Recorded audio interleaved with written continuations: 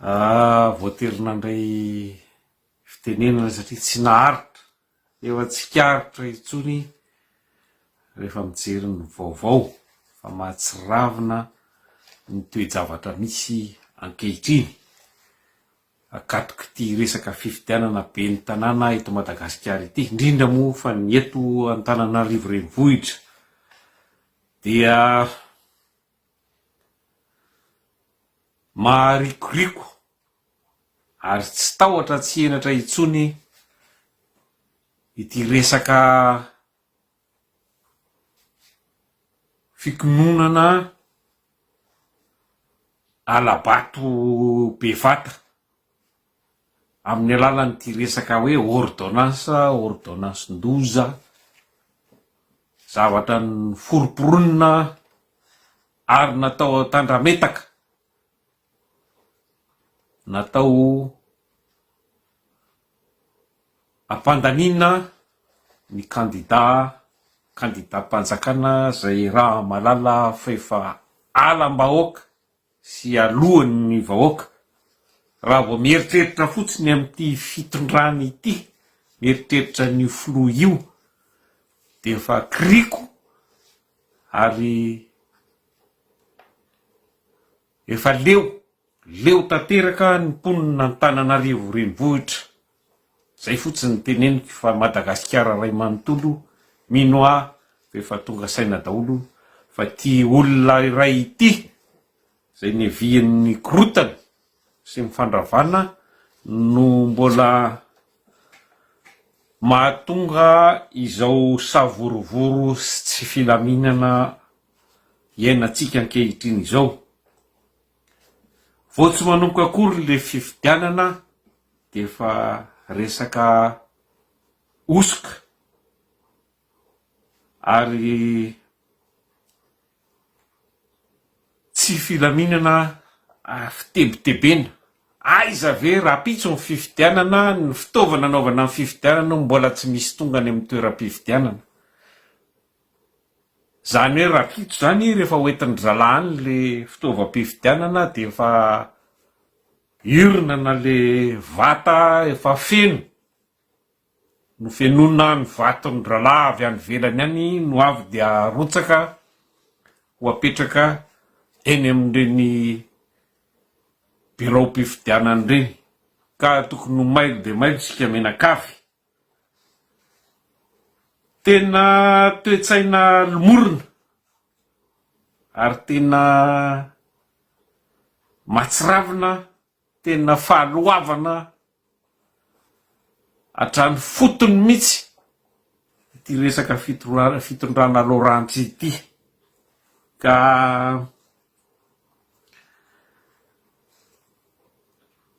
mihevitra fa tsy ho azo naloka ary manao bodingerona, manao barofo, manao ambiletra ny toeram-pahefana rehetra fa tsy mitadidy ny lesony lasa fa dia tsy ho zakany ny alahelo sy ny atezeram-bahoaka toy ireo nanjoa, ireo zay efa nanao sy ny kiasa ny anjakazaka anao didiky felebe teto Madagasikara teo alohany. Ka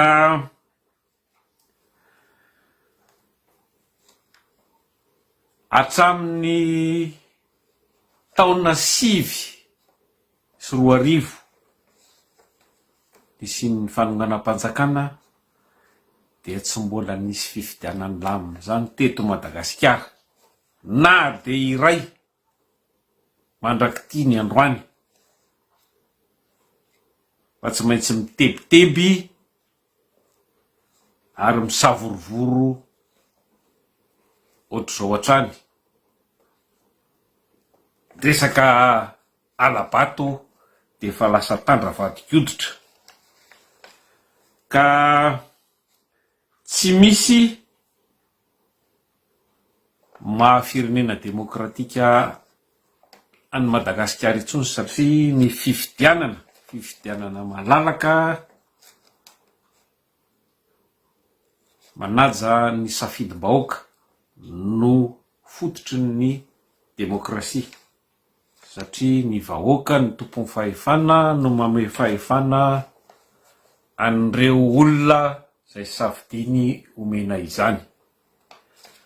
ka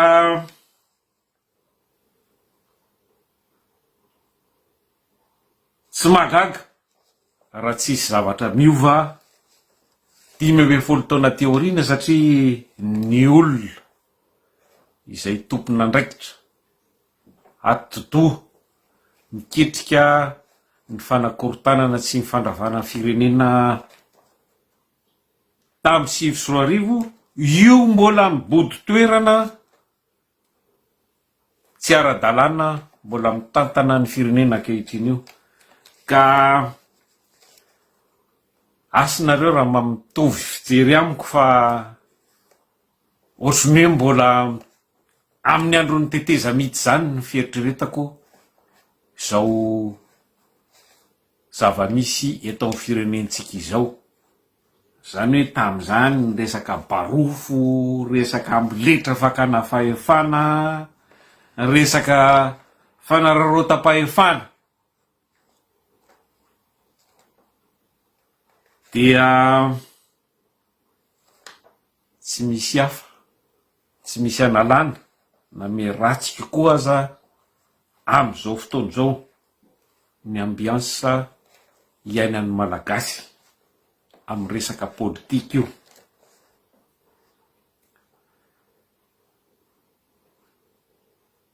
ny fizahozahoana ary ny fanondriana zany hoe nitsindry atao amin'ny fitsarana ny tsindry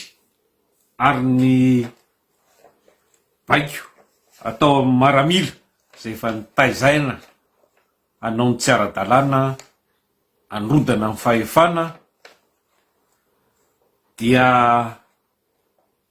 zao mivokany tsy misy firenena vanina fa dia misavorivoro ary tsy mandeha amin'ny laoniny tsy mitombona tsy légitime ny fahefana sy ny fitondrana ankehitriny satria miorona amin'ny tsy marina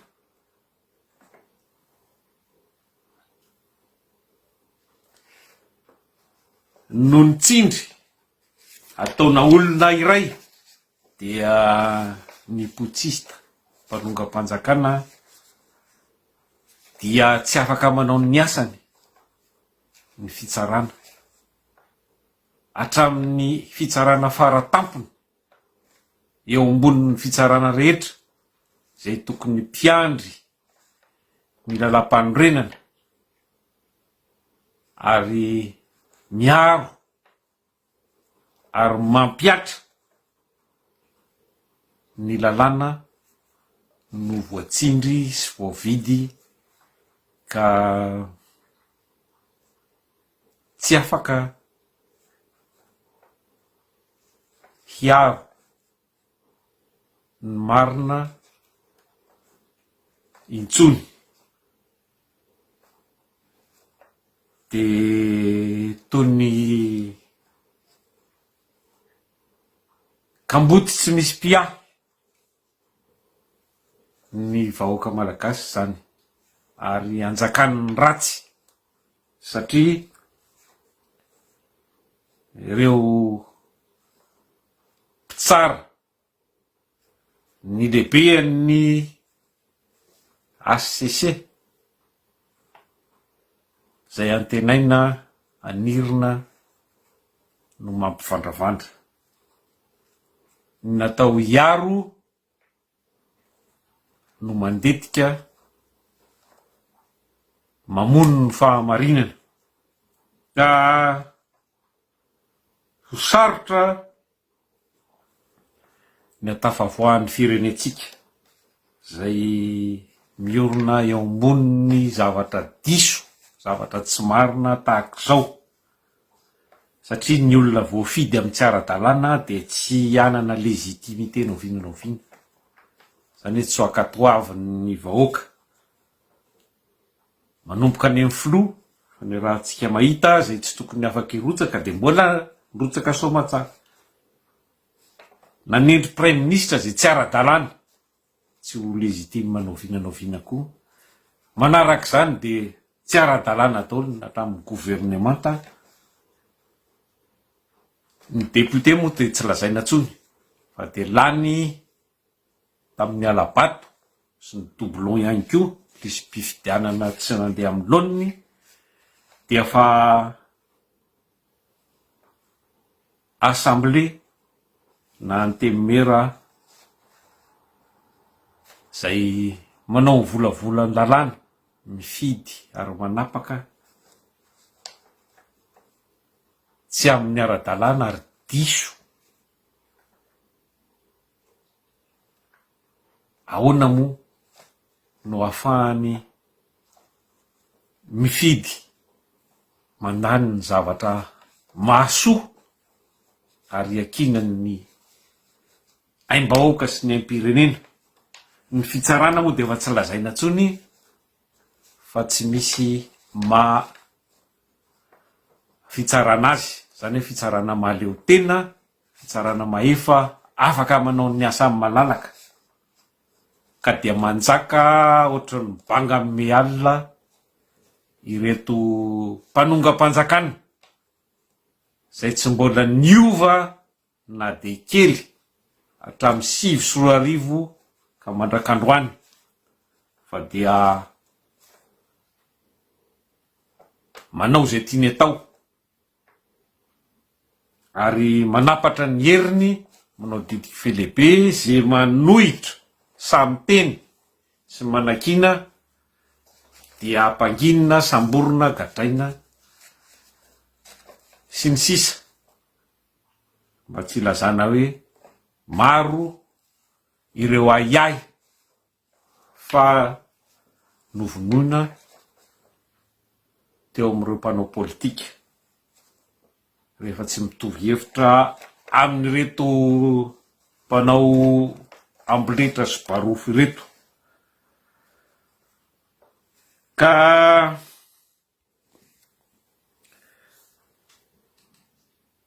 fahefana azo amin'ny tsy marina, azo amin'ny tsy rariny, dia lasa manaonao foana, ka izao mampikatso ny firenentsika izao, satria olona sady tsy lany tamin'ny tokony ho izy, tsy marina zany, zany hoe olona tsy manana ny compétence, tsy manana ny fahaizana zay takina amin'ny toerana alainy, indrindra eo amin'ireo resaka député zany. Dia malaza ireo député tsangan'olona fotsiny, natao hanangatanana, andany ny zavatra tsy misy fotony, tsy mahasoa ny firenena, ary hiaro ny tombotsoan'ny vahiny ary ireo teratany vitsy anisa manjakazaka eto amin'ny firenena amin'izao fotoana izao, ary koa hiaro ny seza, natao hiaro ny seza n'ireo mpandroba fahefan'ireo. Ny tafika moa dia efa tsy hita ny ilazana azy, tsy misy mampitandro filaminana azy zany intsony, fa dia fitaovana mpanaovana herisetra hiarovana ny seza zay azo tamin'ny tsy marina sy amin'ny tsy rarina.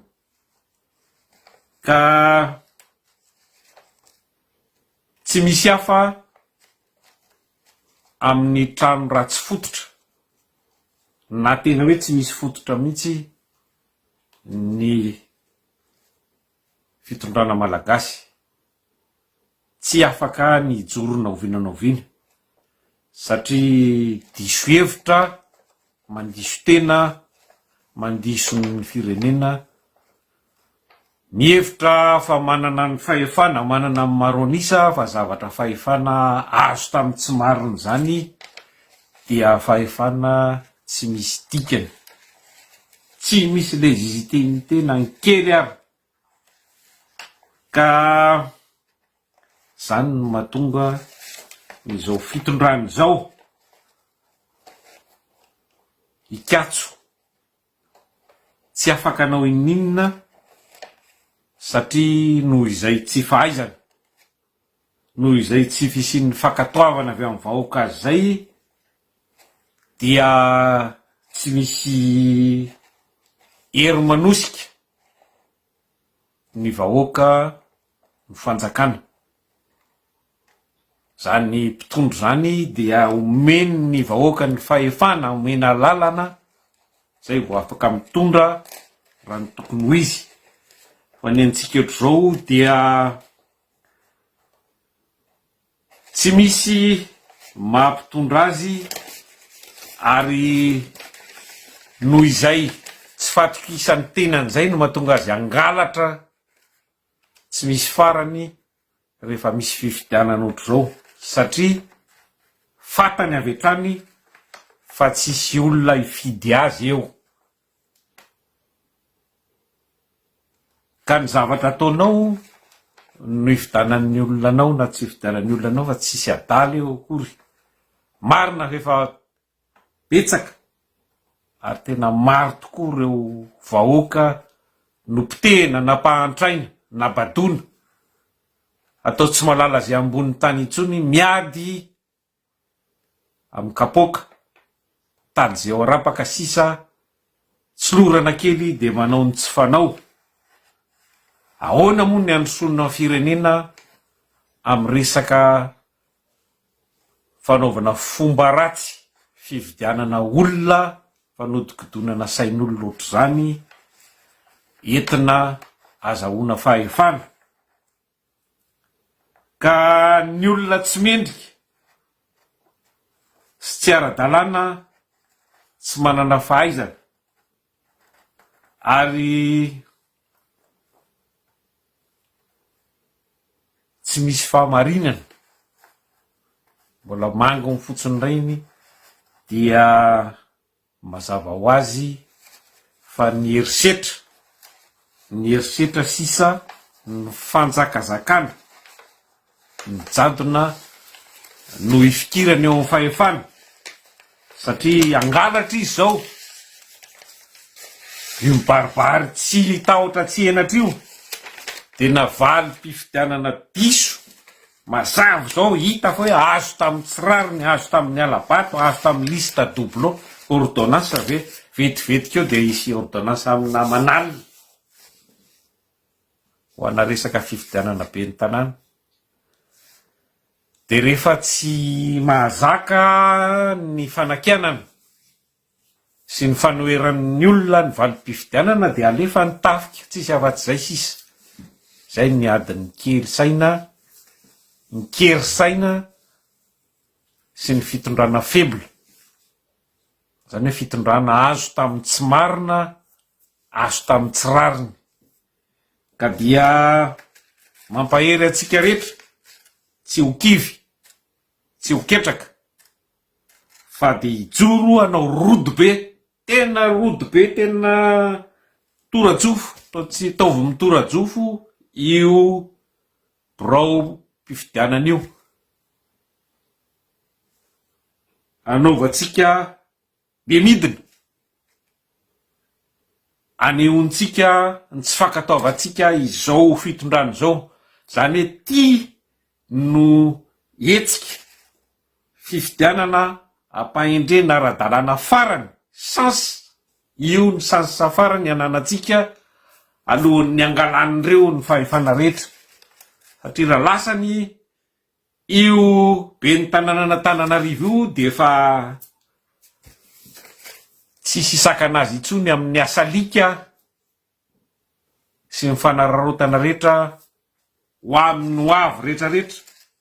amin'ny fifidianana filoham-pirenena manaraka indray, satria rehefa namela sy nijery fotsiny azy ireo itsika anao ny tsirariny de efa namany efa manokatra sahady ny varavaran'ny tsirariny aminy ho avy, ary mame alalana azy ireo anohy ny tsirariny ka hialana amin'ny korotana amin'ny adilà mety hitanga savorovoro dia fidy ara-dalàna aloha tsika andetentsika an'ireo, satria rehefa mazava fa ny fidy tsika ary sika ny tokony maresy de afa ny fipetraky ny ady rehefa hoe tonga am'izay tsika hoe nisy nanolana amin'ny valim-pifidianana ka dia mahereza daholo tompo kilasy toko vavy mandehana daholo ny fidy, tsy laza intsony aho hoe iza ny tokony hofidiantsika fa fatatsika ny mahasoana ny olona tokony hasoa ny tanànatsika, ny olona tena tia marina ny tanàna n'Antananarivo renivohitra zany, ary ny olona afaka miaro sy manasoa azy miay ireo vahoaka eto Antananarivo ka dia mahereza daholo tompo kilasy toko vavy ary mivavaka sika ho an'ny tanindrazana mba hizotra araky ny tokony ho izy ary araky ny rariny